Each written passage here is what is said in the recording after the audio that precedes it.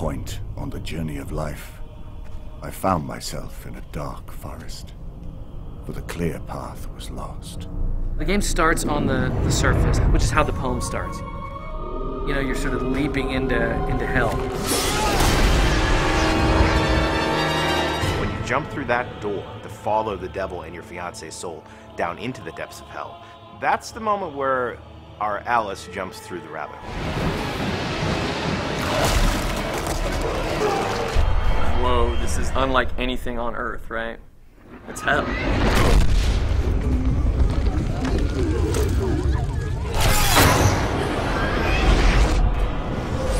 Divine Comedy was written in the early part of the 1300s by a guy named Dante Alighieri. He spends his life dreaming about a woman that he loved named Beatrice, who he never got to be with.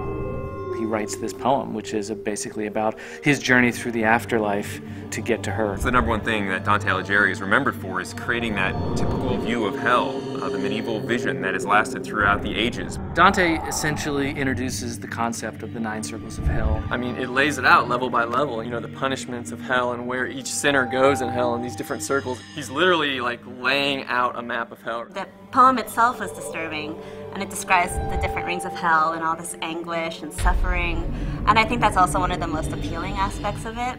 I read the poem and thought right away, like, that's a video game. We can make a video game out of that. Go to hell, that's our game. Simple and it's to the point. Face the ultimate boss, which is Lucifer himself. Once you hear the pitch about what the fiction is going to be, it just instantly makes sense. One of the most important things for us was to literally follow the map of hell that Dante wrote so clearly in the poem. We're not going to create a circle called jealousy or shoplifting, yeah? We're going to go with the circles that are actually in the poem.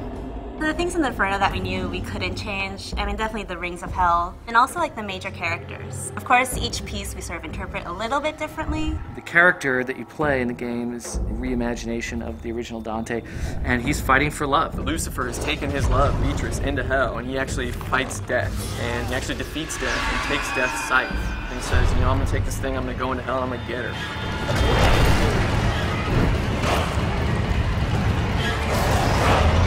Facing some of the most insane monsters that hell has to throw at him. He's got to be kind of an over-the-top action hero.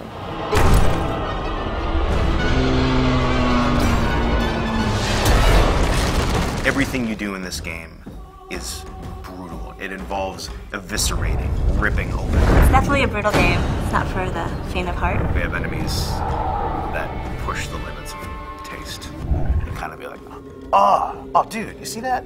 I want that. I want that moment, and we're working our butts off to deliver that. The first thing you hear when you come into Limbo for the first time is screaming. Right away, he sees like shades falling, screaming, you know, as they fall in, they're screaming, and you know, from moment one, you know you're in hell.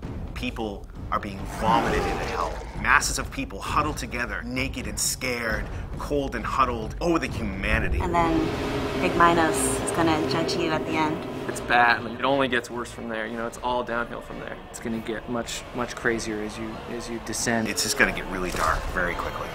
Once you pass Minos, this is hell proper. Here we go.